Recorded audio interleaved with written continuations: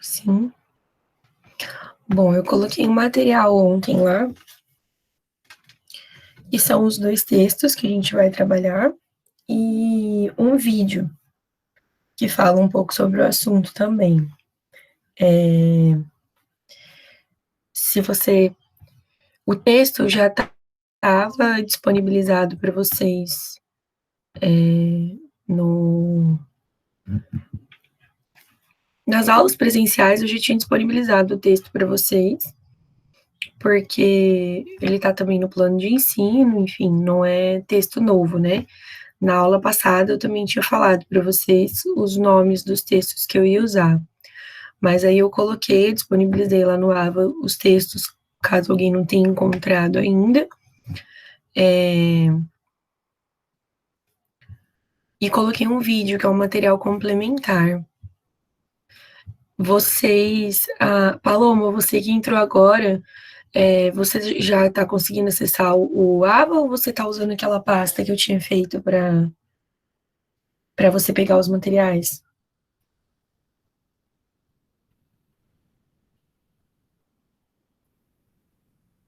Paloma, tá me ouvindo?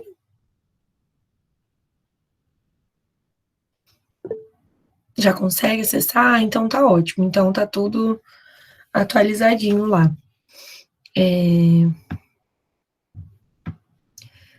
Bom, hoje, então, como eu estava falando, a gente vai falar.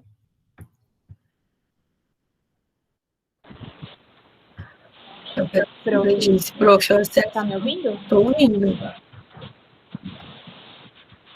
Então, eu tô tendo acesso ao AVA, mas eu não tenho acesso à sua matéria. Entendi. Então não adianta muito, deixa eu ver aqui. Naquela pasta do Drive, eu criei. Tem como você mandar. Ah, Então, eu desculpa, tinha pode criado uma continuar. pasta no Drive que tem os materiais. Eu tinha compartilhado com todo mundo que me pediu que estava sem acesso. Eu já compartilhei ela com você ou não?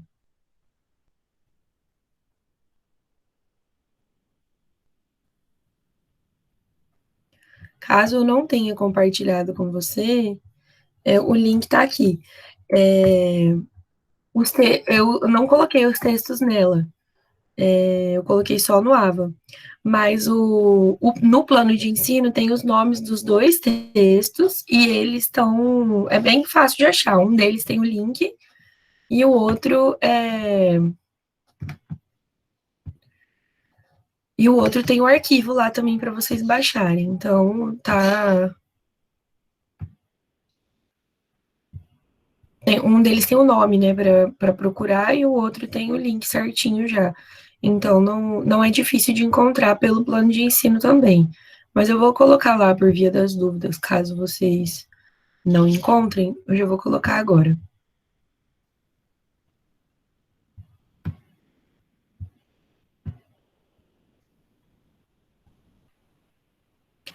Aí, Aparecida, eu tô fazendo o seguinte, lá na pasta, vou compartilhar minha tela com você. Vou colocar primeiro os textos, depois eu compartilho, peraí.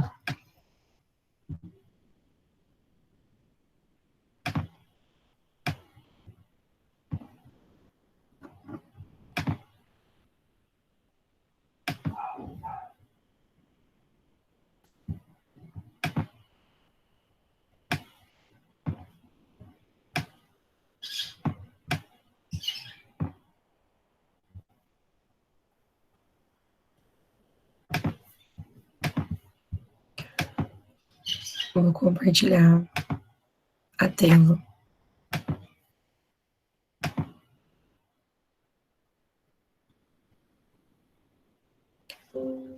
Acho que apareceu aí para vocês. Aqui para mim deu que vocês conseguem ver, então acho que já deve estar aparecendo. Nessa pasta, eu deixei essa pasta aqui que era para entregar os trabalhos, o IA2 que eu tinha passado antes já, então ela é só para isso, não precisa mexer nela. Aqui estão todos os textos que a gente já usou. Conforme a gente vai usando, eu vou passando para essa pasta. E tem o plano de ensino aqui. Caso você não tenha, tem o plano de ensino aqui nessa pasta de textos já utilizados. E aí eu deixo aqui fora o texto que é da próxima aula, para ficar mais fácil. Então, esses 2 textos são da aula de agora. E nesse documento aqui, tem um link dos vídeos. Esse link, ele vai abrir uma playlist do YouTube com todos os materiais, aliás, com todos os vídeos que eu já fiz para essa disciplina. Então, são essa pasta aqui que vai ter tudo mesmo. O vídeo.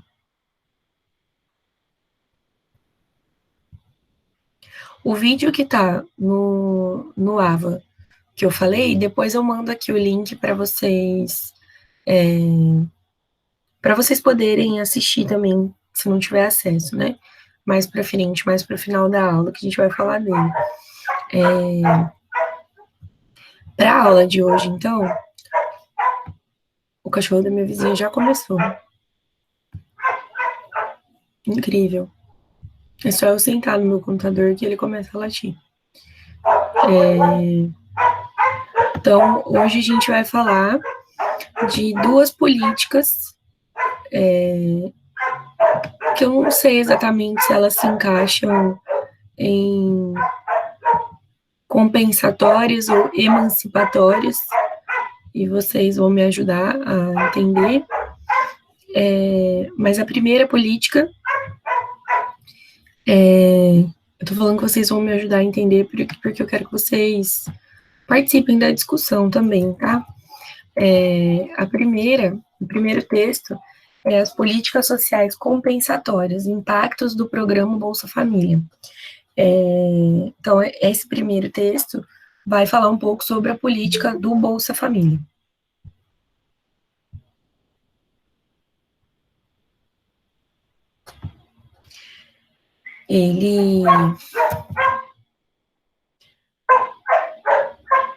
O Bolsa Família foi uma política adotada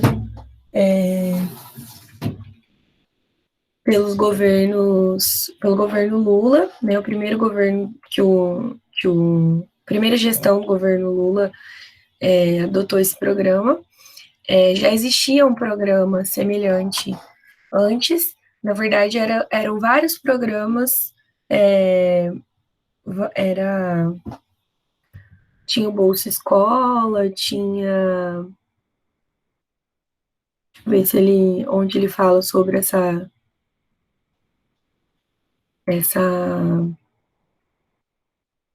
história do Bolsa Família mesmo.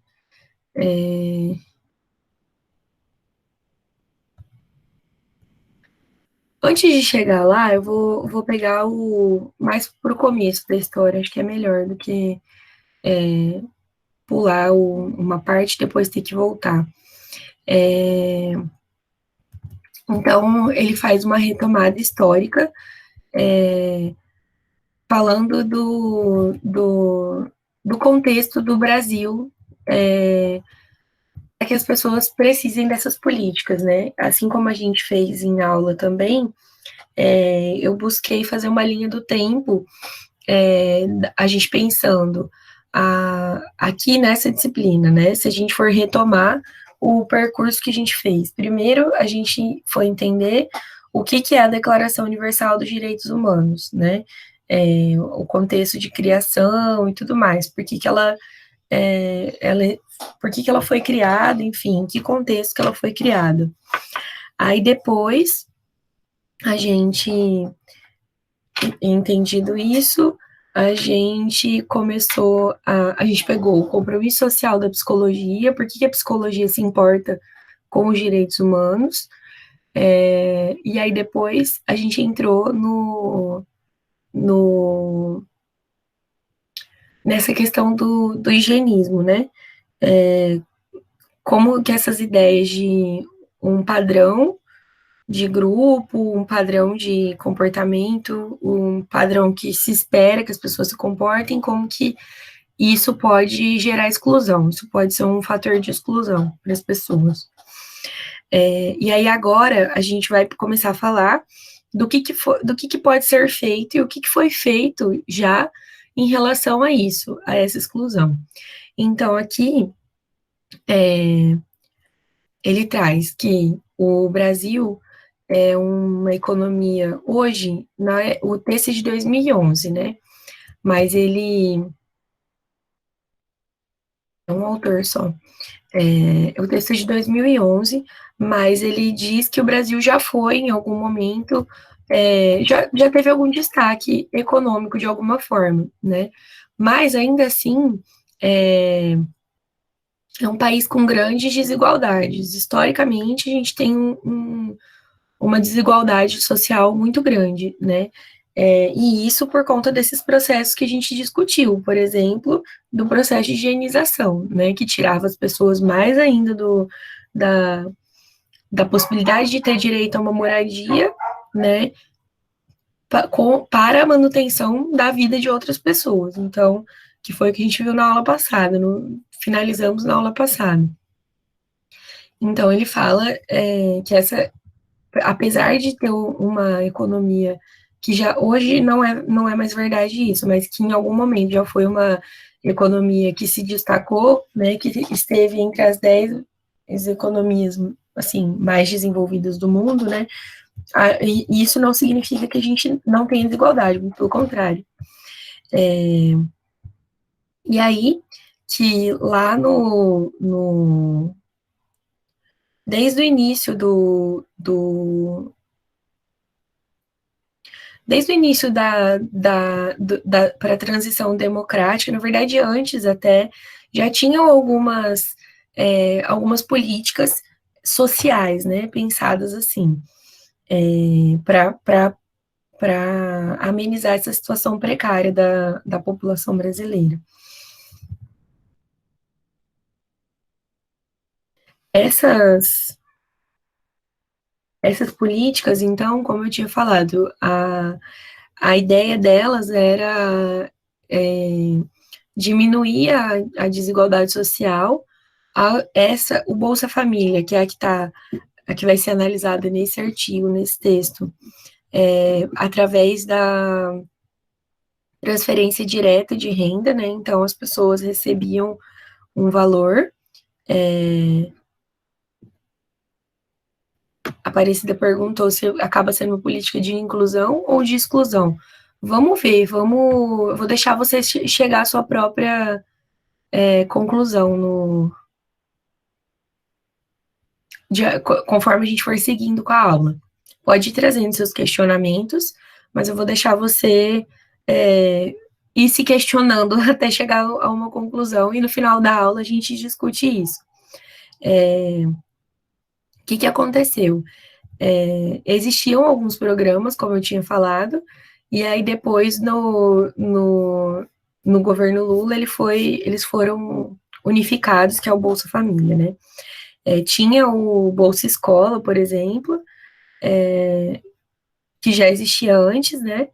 E aí tem até uma briga, assim, que o PT e o PSDB brigam para dizer de quem foi a autoria do programa, né?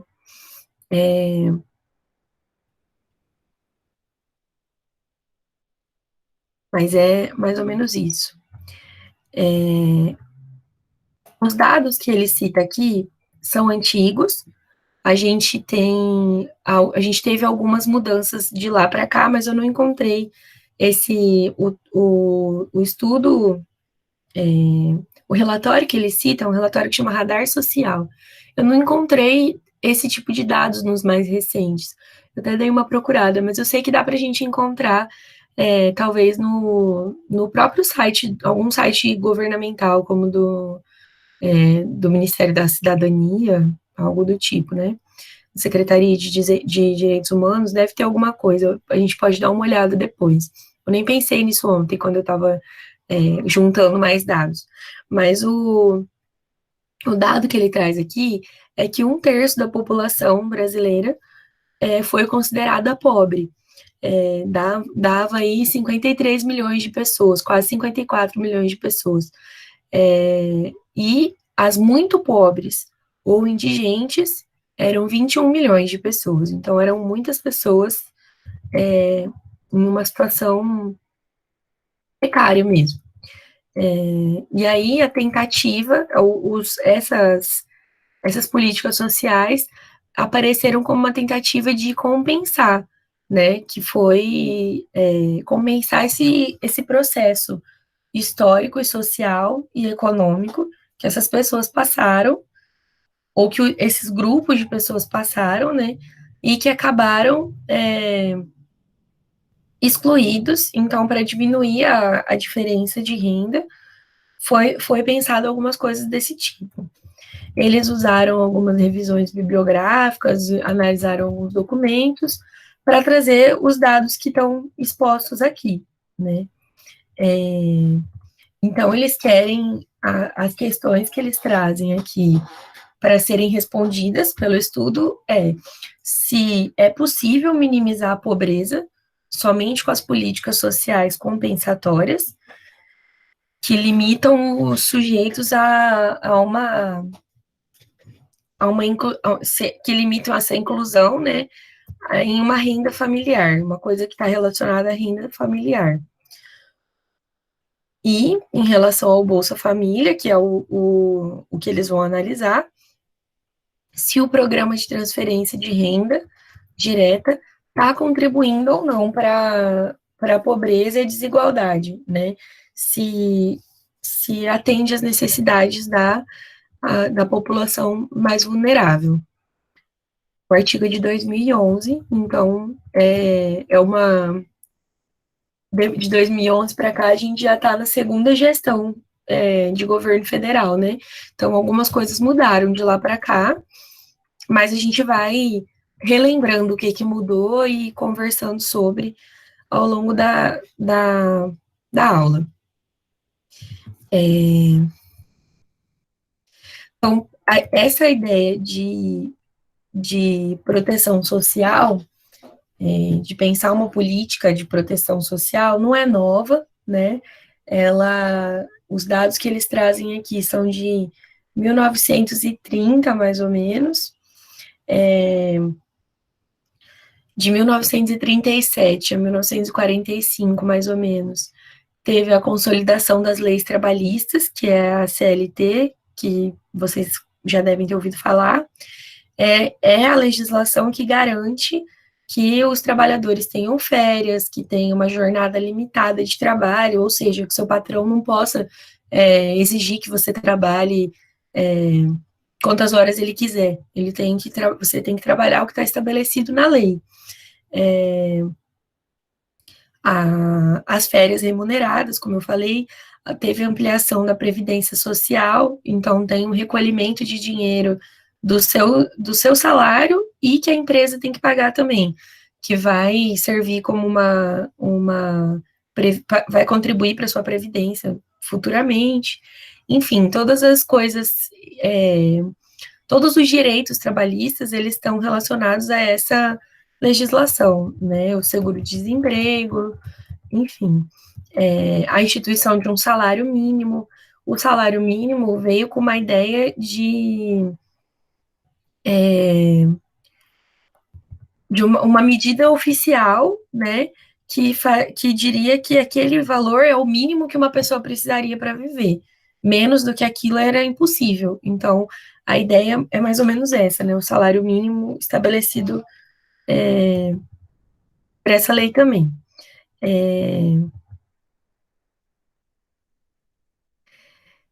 Isso, se vocês perceberem, a época, né, onde no período militar, né, esse sistema de proteção social, ele foi ampliado, né, ele foi fortalecido de alguma forma. Aí ela faz uma observação aqui, que essas mudanças, esses serviços sociais, os programas dos serviços sociais assumiram uma função de legitimação do Estado autoritário, que era o Estado do período militar. E também serviram como uma maneira de aliviar algumas tensões geradas pela tensão social, aliás, pela repressão social, né, que acontecia naquele momento. Então, para dar uma amenizada na situação, tinha essa ideia, como se fosse um bônus para o trabalhador, já que ele estava sendo reprimido, né? Então, vamos dar alguns direitos para eles.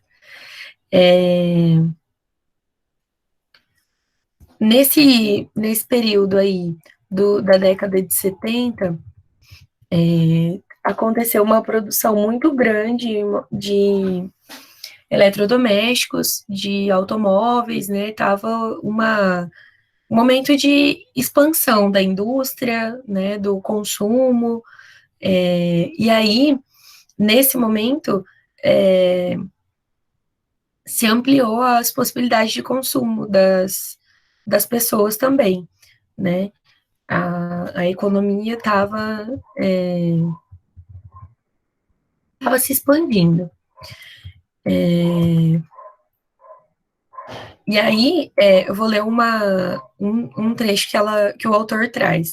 A ampliação e a valorização desses bens para exportação de capitais, assim como o processo de substituição de importações incentivado pelo Estado, fez crescer o bolo que não foi igualmente repartido pelos diversos setores da população, ficando, portanto, concentradas nas classes sociais mais altas, o que contribuiu também para um aumento significativo do quadro da desigualdade econômica.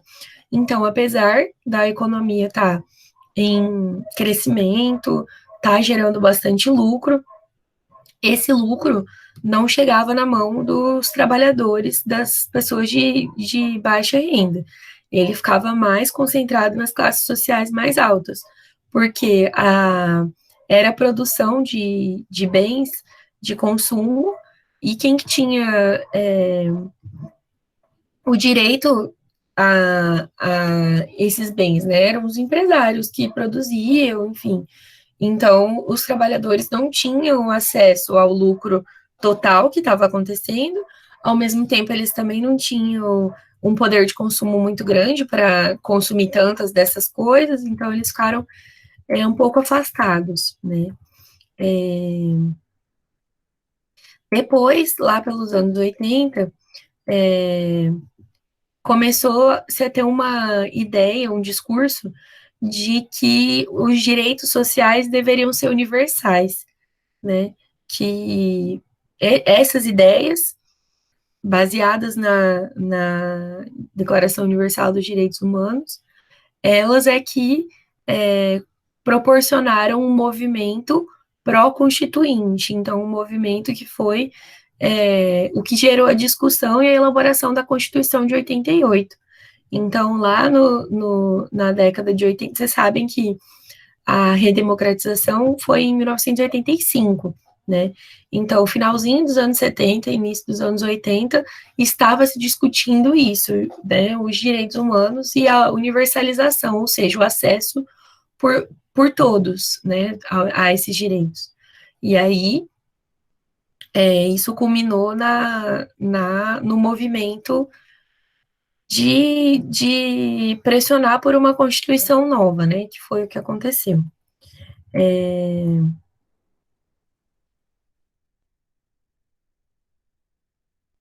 E aí, nessa nova república,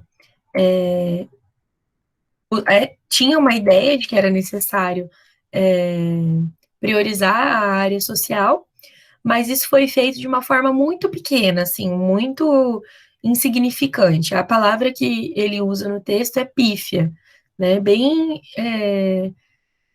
sem expressão mesmo. O que acontecia? O Sarney, por exemplo, ele tinha o carro-chefe da campanha dele foi um programa do leite. Só que esse programa do leite, ele não era voltado diretamente para a família.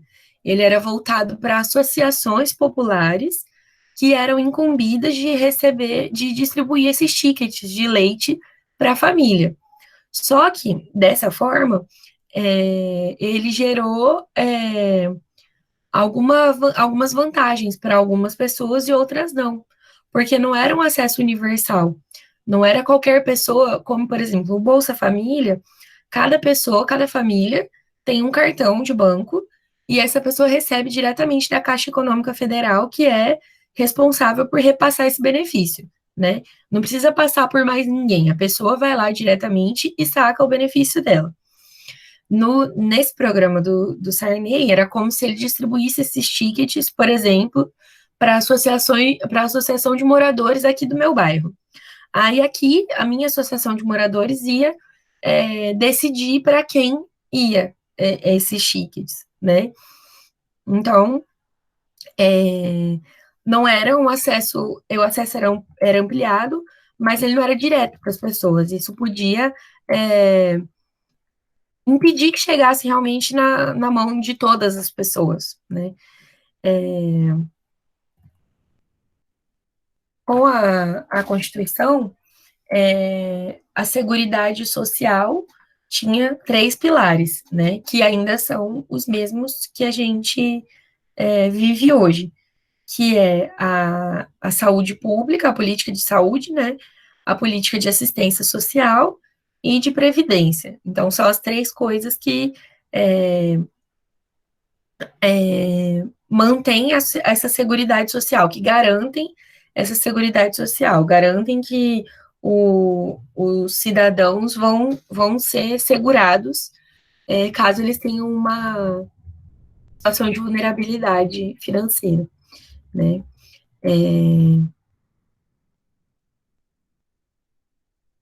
E aí, nesse momento da Constituição, teve uma virada em relação a essa política de seguridade social.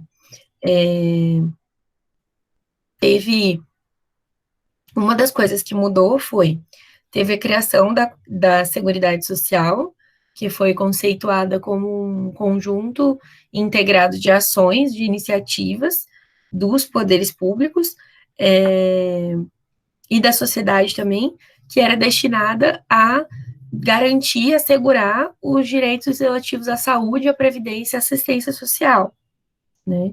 São os 3 pilares. Teve a definição das bases para a institucionalização do controle da sociedade sobre a ação social do governo, por meio de algumas reuniões, de alguns colegiados específicos, para cada instância do governo. Primeiramente, na Seguridade Social, depois a proteção da criança e do adolescente. Então, se preocuparam em definir, nessas reuniões, a Seguridade Social voltada para... Aliás, como que essas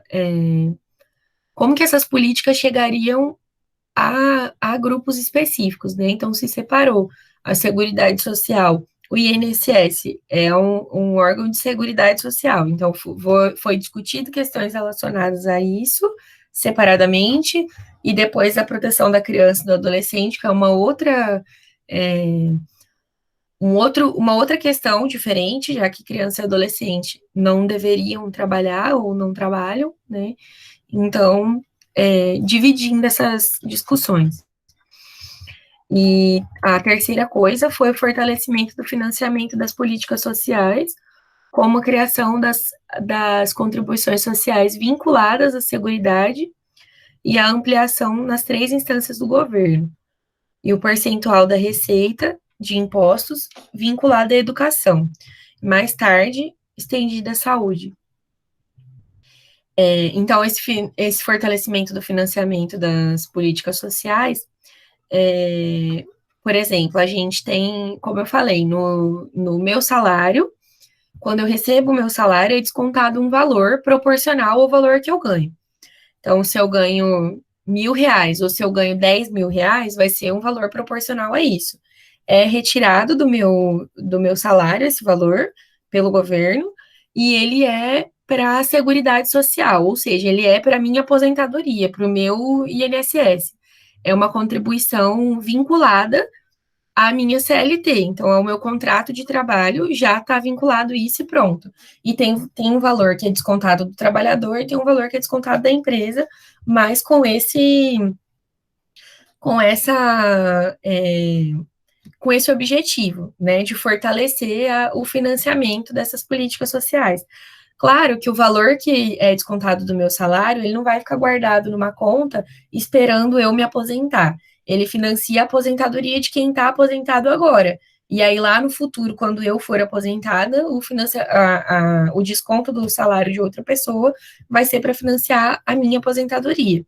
E aí a gente recebe a aposentadoria mais ou menos proporcional ao valor do salário que você recebeu a maior parte da vida, né? Mais ou menos assim que funciona. E qual que era a outra coisa? O percentual da receita. Ah, tá. Alguns impostos, alguma parte da receita do Estado com letra maiúscula, alguma parte da receita do governo federal, até até a saída da Dilma do governo, né, que foi quando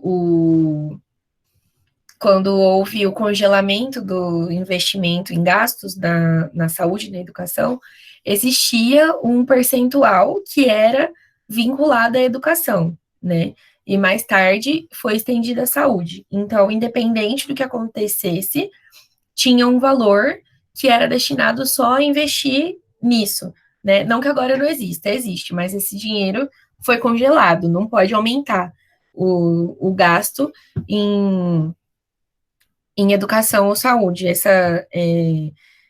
Foi congelado por 10 anos, então até 2026 não pode aumentar o valor do investimento em saúde e em educação, né? Eu acho que foi, eu não sei se isso aconteceu em 2016 ou 2017, mas são 10 anos. É, então, desde essa época existe essa política, né, é, desde os anos 80, mais ou menos, de ter uma parte alguns impostos específicos e uma parte da renda do lucro do Estado, né, uma parte do que é da arrecadação, não é lucro, né, uma parte da arrecadação do Estado com os nossos impostos de uma forma geral, ser destinada para a saúde e para a educação. E aí, então, a assistência social e a seguridade, elas passaram a ser vistas como uma política pública de responsabilidade do Estado, que tinha como dever garantir a todos os cidadãos o bem comum, ou seja, aqueles direitos básicos, né? A moradia, a alimentação, a saúde, a educação, aqueles direitos que estão descritos na nossa Constituição.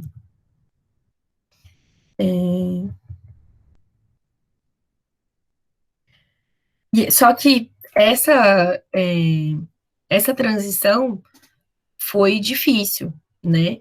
Do não ter direitos para ter direitos. Então, até que se estabelecesse como uma política pública, como é hoje, né? Muita coisa foi feita é, no improviso, numa lógica de clientelismo, de escolher as pessoas que vão ser ajudadas, né, de filantropia também, e daí ela vai trazendo e discutindo isso.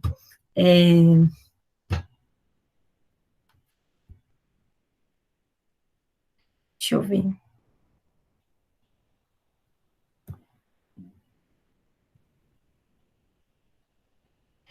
Eu estou pulando algumas partes do texto, porque o outro texto, a introdução dele também é bem semelhante, para a gente não ficar repetindo as mesmas coisas. Tem algumas coisas desse artigo também que ele traz alguns dados econômicos bastante específicos. Então, não sei se eu vou falar deles. Então, no,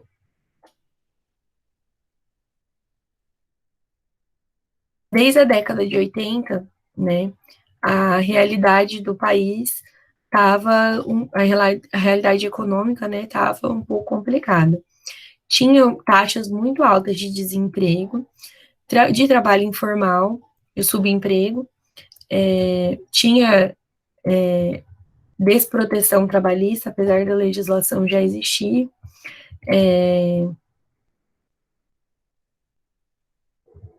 teve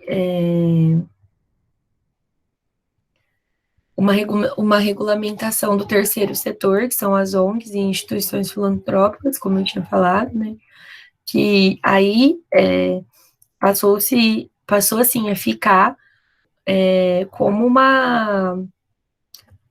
uma divisão de tarefas, vamos dizer assim, onde o terceiro setor deveria executar essas políticas públicas de seguridade social, né, criando parcerias do Estado com as ONGs e com essas instituições filantrópicas. Até hoje tem isso, né?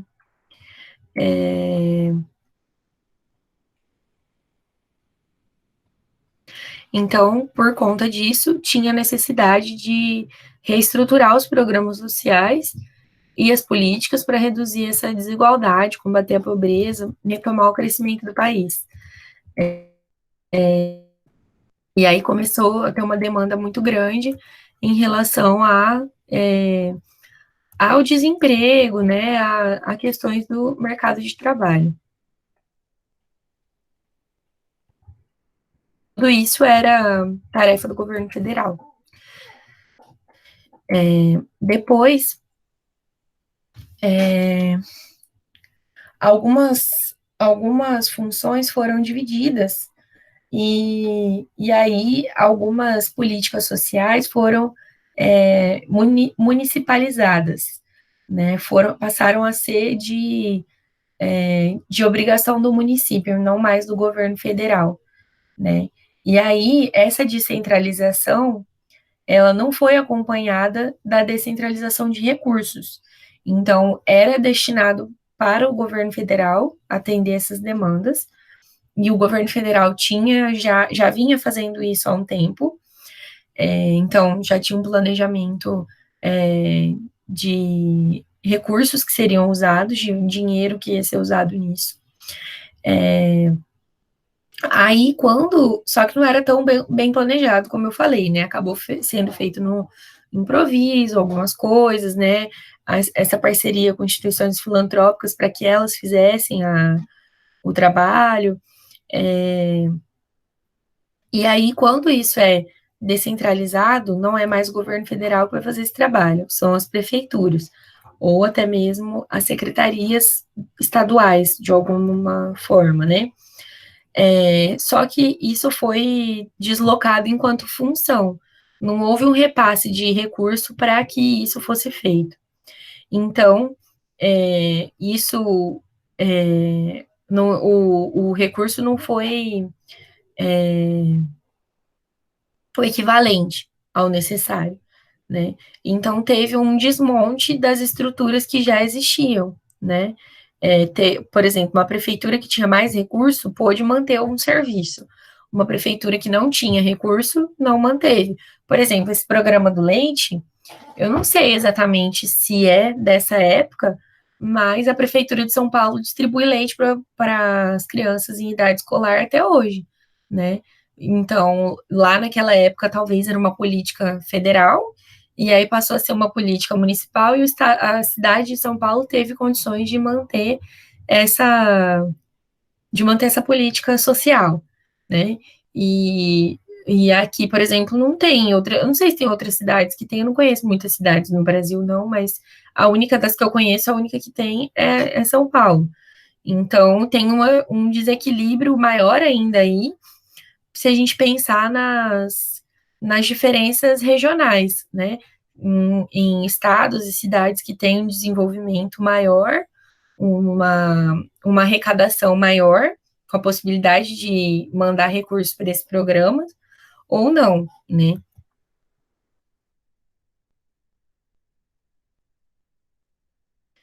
Então, na década de 90, o terceiro setor cresceu, começou a surgir, crescer, e a filantropia empresarial também, que é quando uma empresa faz uma ação social para a população de alguma forma. Essa ação social não é simplesmente bondade, tem incentivo do Estado para que as empresas façam esse tipo de coisa. Criança Esperança, que reduz imposto da empresa, né, da Globo. Mas toda ação social desse tipo tem essa característica que eu lembrei da Globo agora, mas qualquer outra empresa que fizer uma ação como essa pode, não precisa nem ser tão grande como essa, né? Tem algumas regras, mas ela pode ter redução no imposto no final das contas.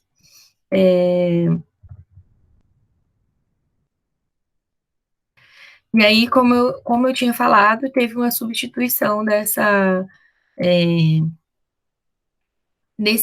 da proteção social do Estado por uma proteção que era do mercado, então das empresas, dessa forma que eu falei, que elas auxiliavam no lucro da empresa de alguma forma, né? E o terceiro setor, que daí não era lucrativo.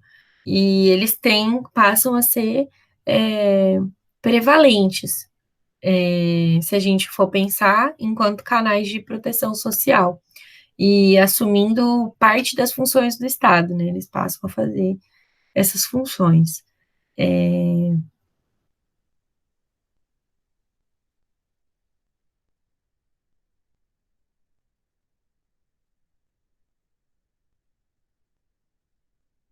Essas políticas, todas elas, né, não só o Bolsa Família, elas dependem de uma focalização, ou seja, elas têm um foco para uma população específica.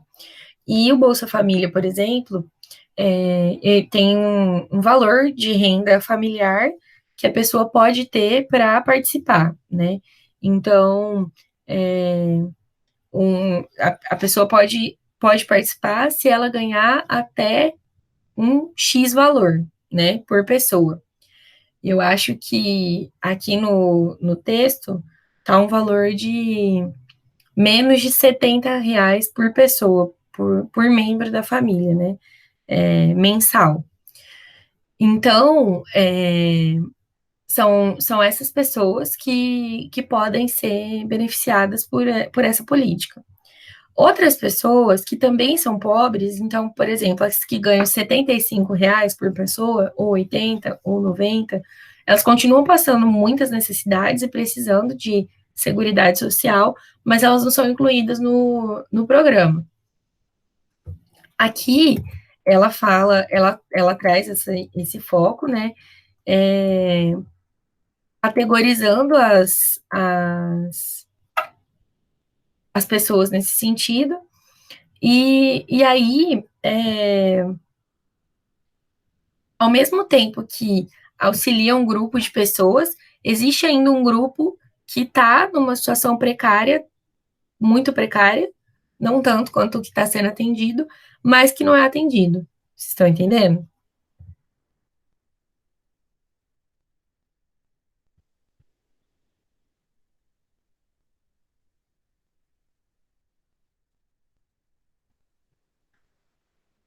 Vamos começar a falar do Bolsa Família, propriamente dito. E como eu tinha falado, ele foi criado em 2003 pelo governo Lula, e ele unificou 3 programas que existiam já no governo do Fernando Henrique Cardoso, que era o Bolsa Escola, o Auxílio Gás e o Cartão Alimentação. Então, já existiam esses programas, já eram programas de seguridade social, já eram políticas sociais criadas pelo Fernando Henrique Cardoso, e aí o Lula unificou essas 3 políticas em uma política só que atendia essas necessidades da população.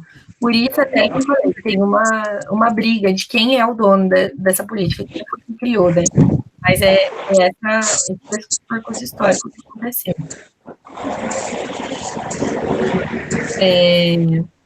Magda, feche o seu microfone para a gente, por favor.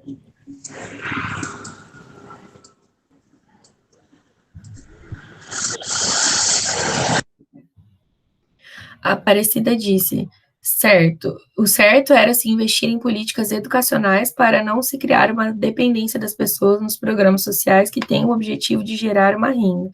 Também se evitaria a corrupção que existe nesse tipo de assistência, seria uma opção. Vamos lá.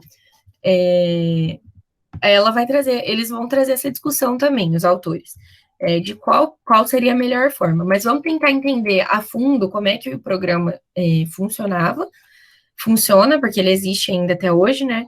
O governo Bolsonaro não cortou esse programa, ele existe ainda. Então, vamos entender melhor como é que ele funciona.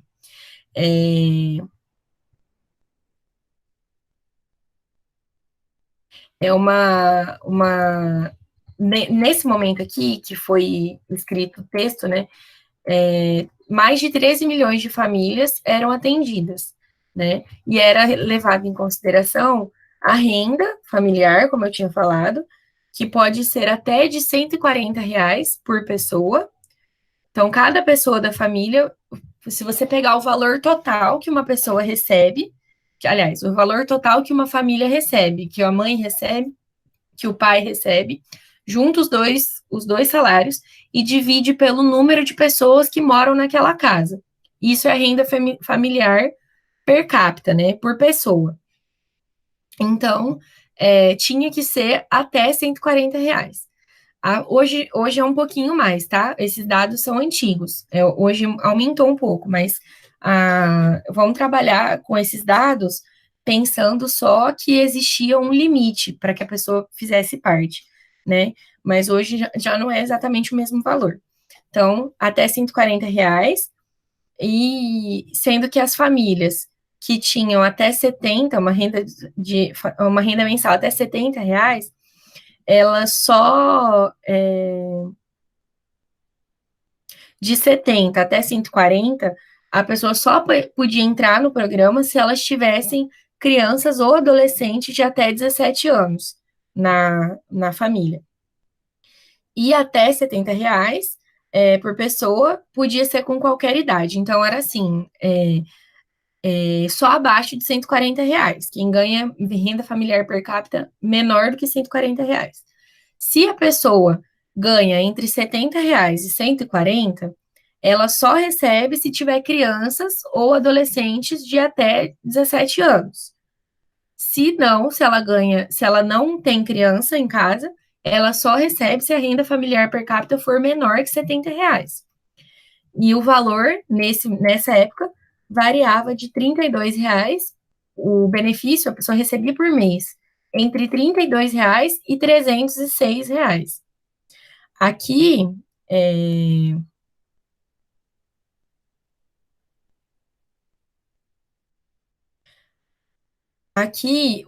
tem uma tabela, eu vou compartilhar com vocês. Tem uma tabela no texto que mostra a distribuição desses valores. Essa tabela está lá na página 14. Então, de pessoas que tinham renda até R$ 70. Se não tivesse nenhum, estou aqui na primeira coluna, tá? Número de gestantes, de nutrizes, crianças e adolescentes de até 15 anos. Número de jovens de 16 e 17 anos. Tipo de benefício, valor do beneficiário. Aliás, valor do benefício. Então, se não tivesse nenhuma criança, para quem recebe menos de R$ 70, até R$ 70 de renda familiar. Então, quem não tem nenhuma criança e nenhum jovem, o benefício era básico, a pessoa recebia R$ 70 de benefício. Se tivesse uma criança, ela recebia o básico, que é R$ 70, mais R$ 32, que é um benefício variável. Esses R$ 32 é R$ 32 por cada criança. Então, o máximo que essa pessoa receberia era 102, se tivesse uma criança. Aí aqui, mais para baixo, ela vai fazendo as comparações. Se tiver 5 filhos, quanto recebe? E é até 5 filhos, né? Não mais que isso. E as combinações. Se tem, então, um número de crianças e um número de adolescentes. Né? E quanto que isso dá, sendo que o máximo que a pessoa poderia receber era tendo 5 crianças, 2 adolescentes, e o valor máximo ia ser R$ 306, para quem tem renda até R$ 70. Para quem tem renda de 70 até 140, o valor do benefício é diferente, então a pessoa recebe menos, né? Para uma criança, se não tem criança, nem jovem, nem uma gestante, nem uma mãe amamentando, não tem benefício. Se tem uma criança, o valor é de R$ 32, um variável, né? Só isso. Se o máximo que se recebe é R$ 236 para 5 crianças e 2 adolescentes, como eu tinha falado, não tem o básico. A diferença é basicamente os R$ 70 do básico, né? Bom, essas políticas do Bolsa, como o Bolsa Família, e o aumento do salário mínimo acima da inflação apresentaram uma diminuição pequena da desigualdade social no Brasil.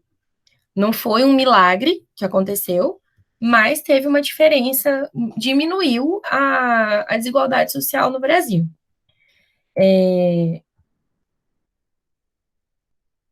Como eu tinha falado antes,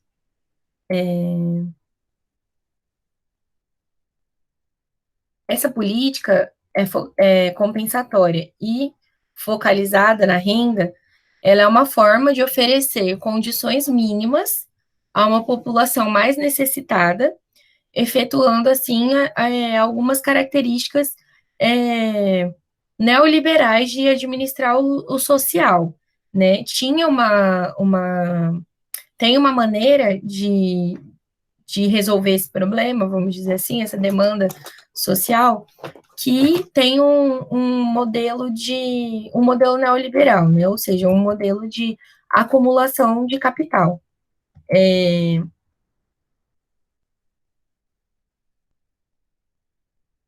Por que isso? Essa política social, ela mantém a, a classe trabalhadora ainda numa situação de pobreza, né? Já que o valor que as pessoas recebem é muito pouco. Se a gente considerar aquele valor que está mostrado lá há 10 anos atrás, o máximo que uma pessoa poderia ter de renda familiar é R$ 376, né? Vamos dizer que ela recebesse R$ 69 por mês, então ela está abaixo, ela vai receber o máximo do benefício, e ela tivesse 7 filhos, 5 crianças e 2 adolescentes, ela ia receber R$ 376, o valor total que ela ia receber. E R$ 376, deixa eu fazer a conta direito, para a gente fazer uma discussão mais realista do cenário naquela época. A renda familiar de R$ 69, né? Se a gente fizer por 7 pessoas, dá R$ 483, mais os 306, que é o máximo do benefício. Então, essa pessoa teria o valor total de dinheiro que ela receberia por mês, seria de R$ 789. Eu não sei quanto vocês têm de noção de custo de vida, mas eu vou deixar esse valor e vou pedir para vocês tentarem pensar no dia a dia de vocês, quanto que vocês acham que vocês gastam, né? Em um dia, pode ser o gasto de um dia, se vocês conseguirem calcular, ou no mês, né? O quanto, quem mora sozinho, se tiver alguém que mora sozinho para sem a família, ou que já trabalha, né? Vai ter uma noção mais real desse valor, de quanto que você gasta para trabalhar. Aliás, para sobreviver. E R$ 789 é um valor muito baixo para, principalmente, é um valor muito baixo para uma pessoa, né? Dá para viver, mas é um valor baixo para uma pessoa. Não tem nada é o mínimo, né? Ela vai se alimentar e vai morar em algum lugar. E vai ter um dinheiro para transporte, um dinheiro mínimo, né? Para ir e voltar, por exemplo, se tiver necessidade da faculdade, enfim. As crianças têm transporte, geralmente, né, da escola. Tem o, o Vale Transporte, mas não é em toda a cidade que tem esse benefício também. Mas vamos supor que não tivesse nada disso, é só esse valor. Mas é para 7 pessoas, né? São 8, então, porque tem a mãe também. Então, ou o pai que seja, mas é um número muito grande de pessoas para sobreviver com esse valor, né?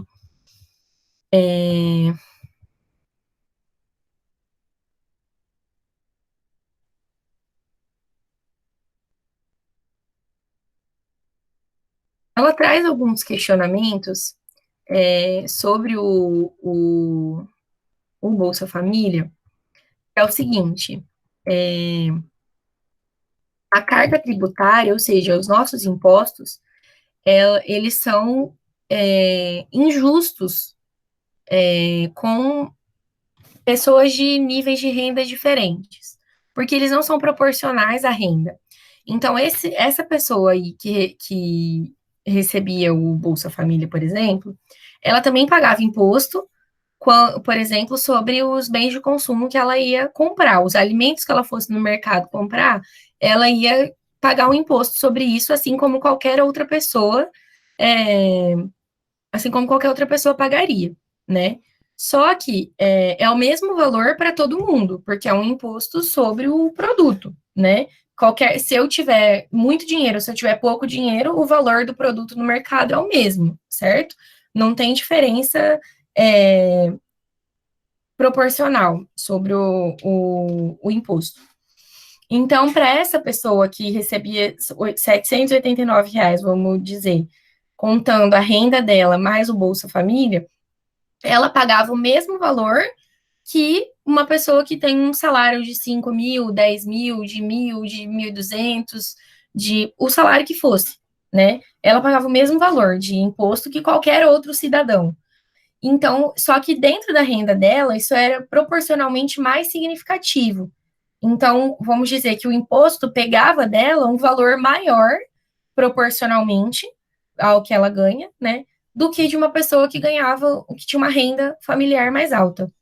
Então, por isso, tinha uma proporção de que ele pagava mais imposto, proporcionalmente ao salário. E as pessoas que têm uma renda maior, elas têm condições de poupar dinheiro também, né? De guardar o dinheiro. Tem uma parcela mais baixa dos seus ganhos que é destinada para o imposto, como eu falei, e eles conseguem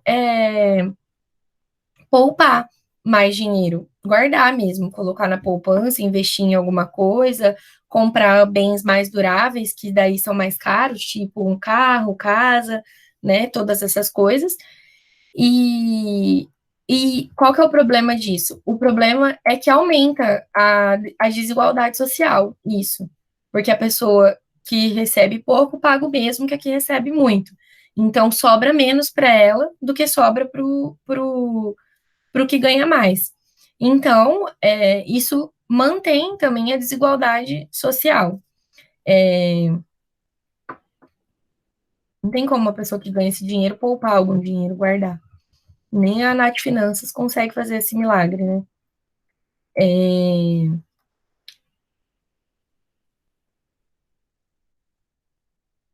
Aí ela faz algumas sugestões, né, de que os impostos fossem, ele, o autor, que os impostos fossem proporcionais à capacidade de consumo da pessoa, né, a,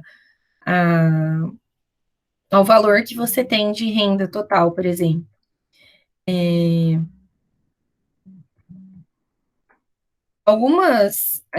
Alguns dados mostram que, apesar desse valor ser muito pequeno, né, de ser um valor que ainda não tira essas pessoas de fato da pobreza, né, tira de uma situação muito deplorável, né, talvez de uma situação de miséria, mas não tira de uma situação de pobreza,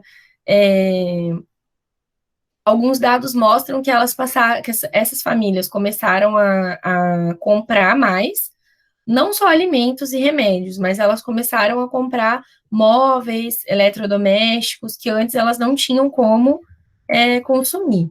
Tem lojas aí que fazem milhões de parcelas, então as pessoas conseguiam comprar algumas coisas, né? É,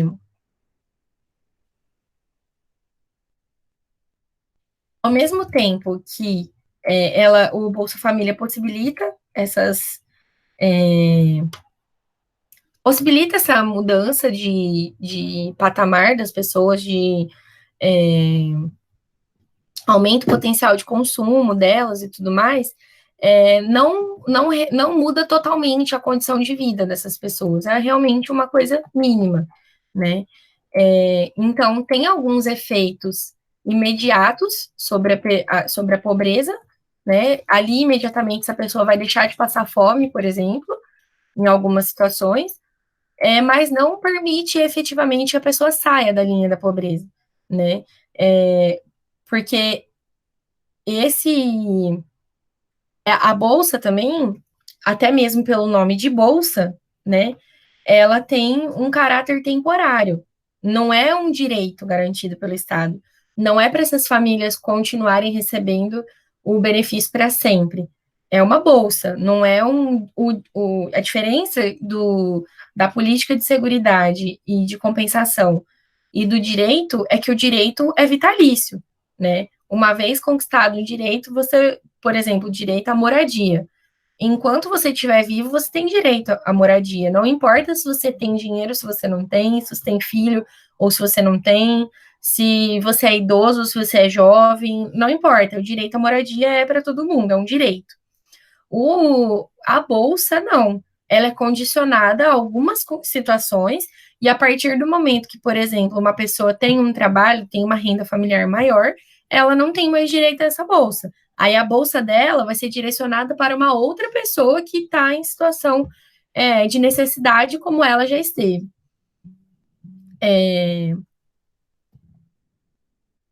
E aí, como eu falei antes, né, esse o próprio programa ele tem um grupo que não é atendido, né? Que daí, então, as pessoas que também estão passando por necessidades, mas ela não se enquadra por conta do valor mínimo que é definido, ela não, ela não pode receber a bolsa.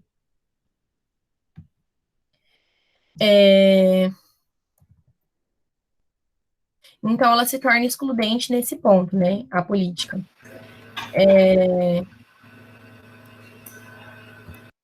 E aí, aqui, a crítica que ela faz em relação a isso é que o valor calculado do Bolsa Família é o valor, ele é baseado no salário mínimo, né? Mas se isso é contraditório, porque o salário mínimo já é o valor considerado o mínimo que uma família precisaria para viver, né? Que uma pessoa precisaria para viver. E o Bolsa Família não atinge o valor total disso. Então, o próprio programa não se propõe a oferecer o mínimo que se diz que uma pessoa precisaria com base no salário mínimo. Faz sentido isso para vocês?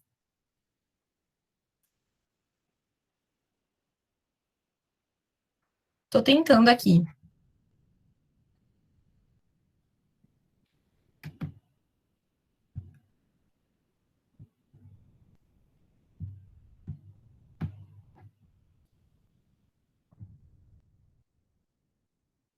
Então, é isso. Ela traz que o Bolsa Família deveria calcular pelo valor total do salário mínimo, não por uma fração, né? Que o valor do benefício repassado para as famílias poderia ter o próprio valor do salário mínimo, né? Então, fica longe de ser um programa de renda mínima, porque além dele não ser universal, ou seja, não são todas as famílias que podem ter acesso, ele também não garante as necessidades mínimas de uma família.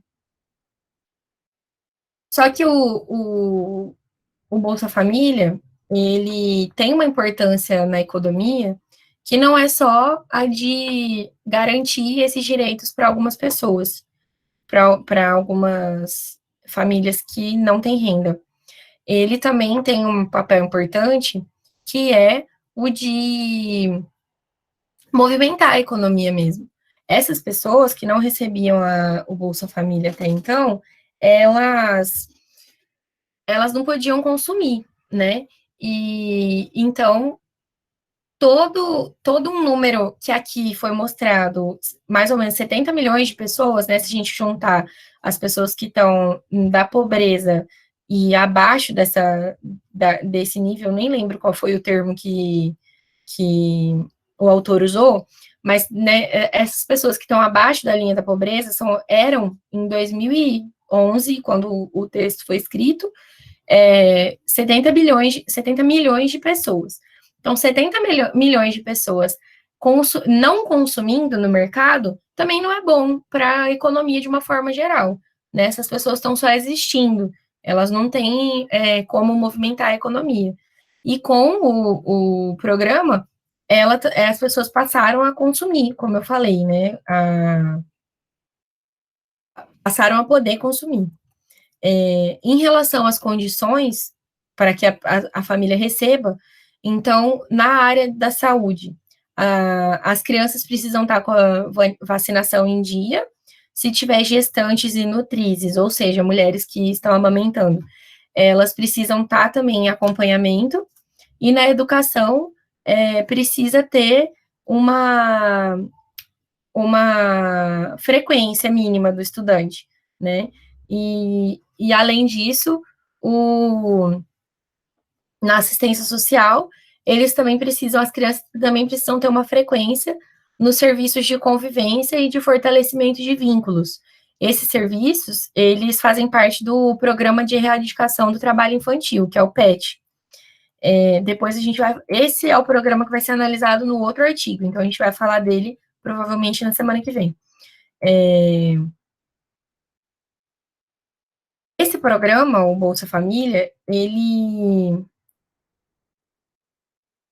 pode ser considerado uma estratégia que teve alguns efeitos positivos, mas ele é limitado, né?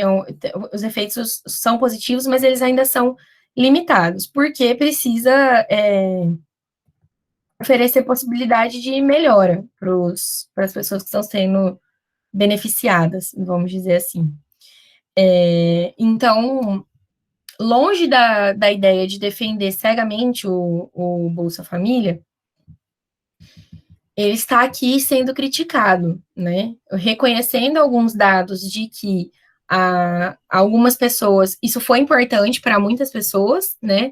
Tem dados aí se vocês procurarem artigos científicos sobre o Bolsa Família, vocês vão ver que teve impacto na diminuição da desigualdade social, teve sim, que tirou um número significativo de pessoas de uma situação de miséria, né, de fome, teve uma importância nesse sentido, mas está muito longe de ser realmente uma política que vai atender de fato a necessidade dessas pessoas. E o caráter de bolsa, então, aqui o que a Aparecida comentou, que o certo seria investir em políticas educacionais, né, para que não tivesse uma dependência. O caráter da bolsa é que ele seja temporário, né, que não seja uma coisa fixa. Sendo temporário, ele precisaria garantir uma autonomia, uma garantia de vida com dignidade, sendo capaz de melhorar a condição de vida dessas pessoas a longo prazo, né?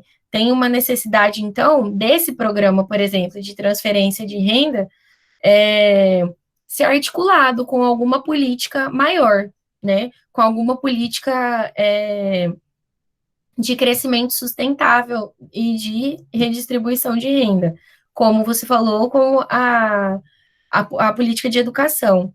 Dessa forma, o resultado vai ser mais do que os imediatos, eles vão ser a longo prazo, né? As pessoas vão poder se manter autônomas e produzindo sua própria riqueza, suas próprias necessidades. É, e aí, no artigo sobre o PET, a gente vai falar um pouco mais disso, porque o PET exige, por exemplo, que as crianças não trabalhem e que os pais trabalhem, né? Vamos entrar nesse ponto na semana que vem.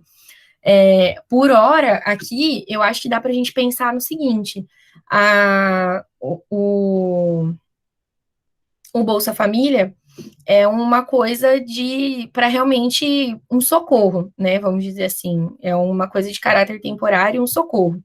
Não adianta achar que o Bolsa Família vai fazer milagre se não tiver investimento nas outras áreas, né? Não só na educação, como a Aparecida falou, mas na criação de emprego, né? Por exemplo, a pessoa só vai deixar de receber se ela tiver empregos, ela tiver uma ascensão social de alguma forma, vamos dizer assim. Mas, por exemplo, antes de começar a crise do coronavírus, antes de chegar isso aqui, tinha mais de 14 milhões de desempregados no Brasil. E eu não sei se vocês conhecem alguém que está desempregado, mas eu posso citar para vocês aqui. Estou pensando em duas amigas próximas, de áreas de trabalho diferentes, né? E elas não têm emprego, não é falta de procurar, não é falta de ir atrás, não é falta de qualificação, porque as duas têm curso superior em áreas diferentes, e realmente está difícil. Então, elas têm a possibilidade de viver da renda da família, dos pais, né? Elas não têm uma necessidade que justifique, por exemplo, elas terem um Bolsa Família, mas se fosse o caso, né, elas teriam que receber e estariam recebendo já há algum tempo, tipo há um ano, porque faz um tempo que elas estão procurando emprego. Então, a criação de empregos, ela é uma condição fundamental para que as famílias se tornem autônomas, né? Por exemplo, mesmo que a família tivesse acesso a uma qualificação profissional, se não tivesse a vaga no mercado, não tem para onde mandar essas pessoas, né? Então, é uma situação bem complicada. E não dá para a gente não fornecer o Estado não pode se eximir e não fazer nada. Ah, não tem emprego, eu não vou ficar dando dinheiro de graça para essas pessoas, como muita gente fala, né? Ah, isso aí é esmola, isso aí é uma política, isso aí para. Eu já ouvi gente falando assim: o Lula dá isso aí para as pessoas para comprar voto. É um monte de gente que recebe Bolsa Família e fica. Ele faz isso para as pessoas votarem nele, né? Lá, anos e anos atrás, quando ele estava tentando se reeleger, né? Essa frase nem faz sentido no nosso contexto atual mais. Mas alguma coisa precisa ser feita. As pessoas estavam morrendo de fome. E é trabalho do Estado garantir os direitos básicos das pessoas, como a gente já vem vendo. Então, se essa política está certa ou não, se ela foi feita com a intenção de ganhar voto ou não sei. Mas a questão aqui é que essas pessoas estavam passando fome, essas pessoas estavam numa situação de miséria, né? Então, o Estado precisou fazer alguma coisa, e se fosse tão ruim assim a política, ela talvez teria sido cortada, e ela não foi, nem no governo Temer e nem agora no governo Bolsonaro. Então, as pessoas continuam sendo assistidas e nesse sistema de rotatividade, né? Conforme algumas famílias saem do programa porque elas conseguiram empregos ou por outros motivos, outras famílias entram, né? Então, não são, quando fala assim, são 13 milhões de famílias atendidas, não são as mesmas 13 milhões de pessoas, de famílias. Essas famílias circulam, né? Algumas saem, outras entram. Aparecida disse: se os dois trabalhassem em conjunto, teria um melhor resultado a longo prazo, como você disse, uma assistência provisória, não definitiva. Exatamente. O ponto aqui é que seja uma coisa a longo prazo, então essas políticas teriam que ser articuladas. Agora eu te pergunto: tendo os gastos em educação, por exemplo, congelados, e em assistência social também, né? Congelados por, eu falei 10 anos, mas não são 10 anos, são 20 anos. Meu Deus, agora que eu tô me dando conta da tragédia. mas são 20 anos de recursos congelados direcionados para saúde, educação e assistência social.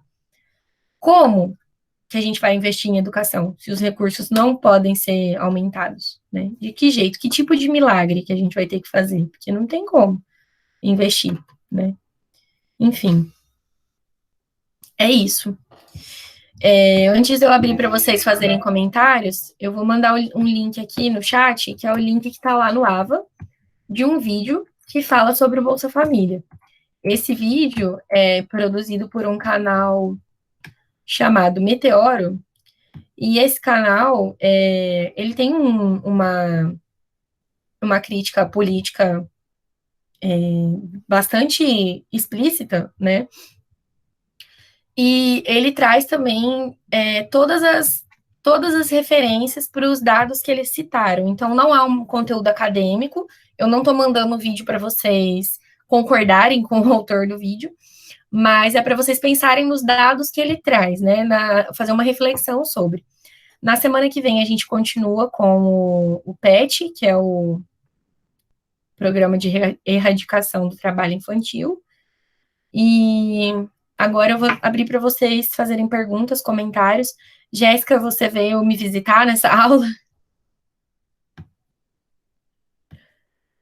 Pois é, me falaram que estavam falando sobre o Bolsa Família e eu resolvi aparecer. Então, estão fazendo propaganda da minha aula, mas vir mesmo só tem um pouquinho de gente, né? Obrigada, gente. Pode fazer propaganda da minha aula. Quem sabe os colegas da turma aparecem também, né? E vocês, Thalita e Aparecida, querem falar alguma coisa? Fazer algum comentário, uma pergunta?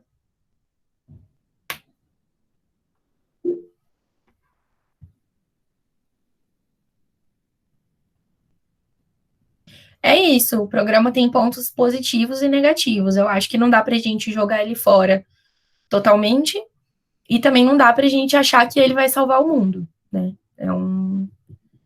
É uma coisa que foi adotada como uma solução possível, poderia ter sido outra coisa, né?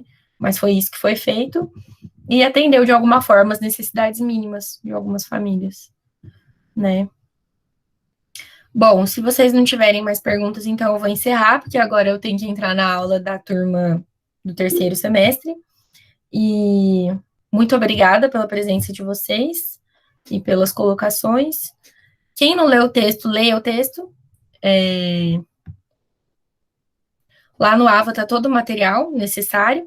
Como a gente vai trabalhar o texto que já está lá na semana que vem, então eu não vou postar o texto de novo, tá? Numa aba para a semana que vem. Ele tá ele já está na aba dessa semana. Então vocês leiam para poder participar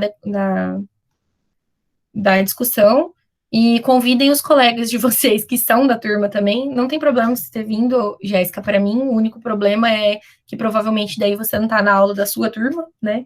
Mas eu sei que você pode assistir em outro momento. E é isso, então, certo? Vou indo, então. Ah, é verdade, você está tendo aula à noite, né? Muito bem lembrado. Eu esqueci que você não é mais da manhã. Verdade. Ah, então tá bom. Então pode ficar à vontade, apareça quando você quiser. Tchau, gente. Um beijo para vocês e até semana que vem.